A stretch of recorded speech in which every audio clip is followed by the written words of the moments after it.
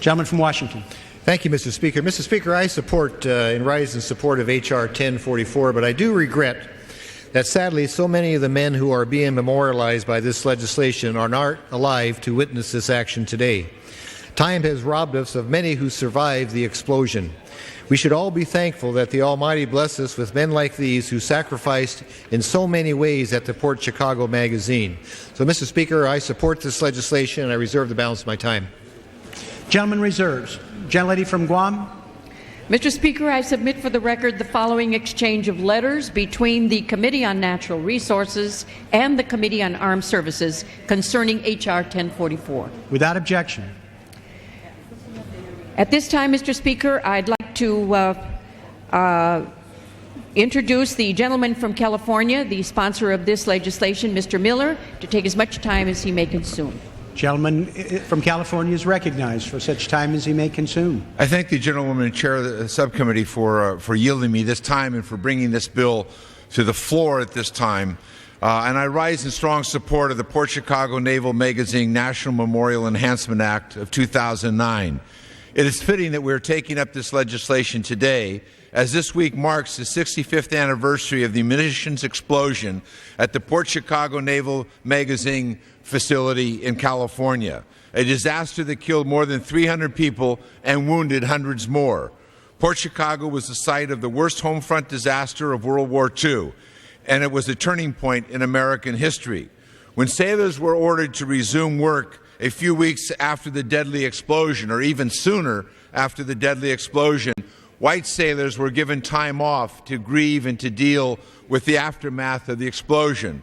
Black sailors were ordered to go back to work immediately, and most of them refused to return to work to their dangerous assignments until such time as supervision, training, and working conditions could be improved and they could be told why that explosion took place.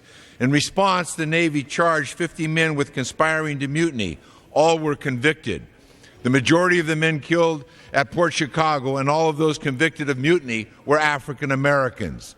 The injustice and the legal battles that followed strongly influenced the Navy's move toward desegregation in 1945 and President Truman's 1948 executive order desegregating the armed forces and guaranteeing, I quote, equality of treatment and opportunity for all persons in the armed services without regard to race, color, religion, or national origin.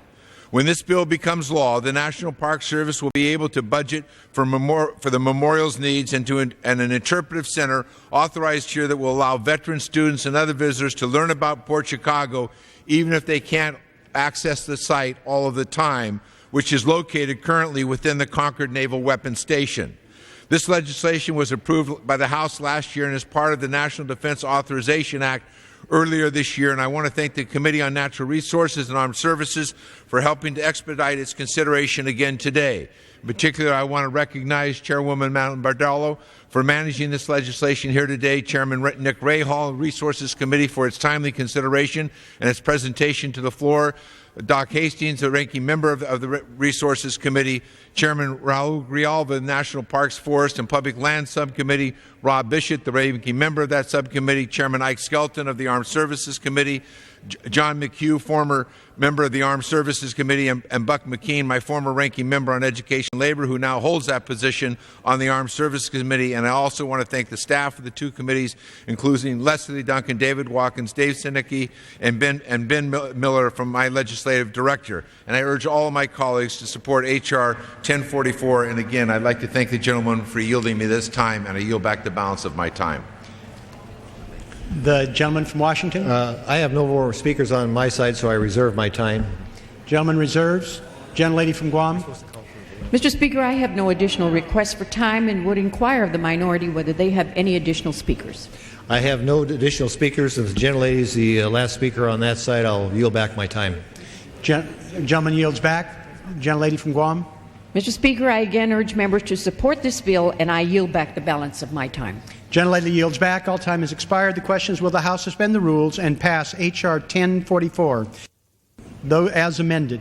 Those in favor signify by saying aye. Opposed, no.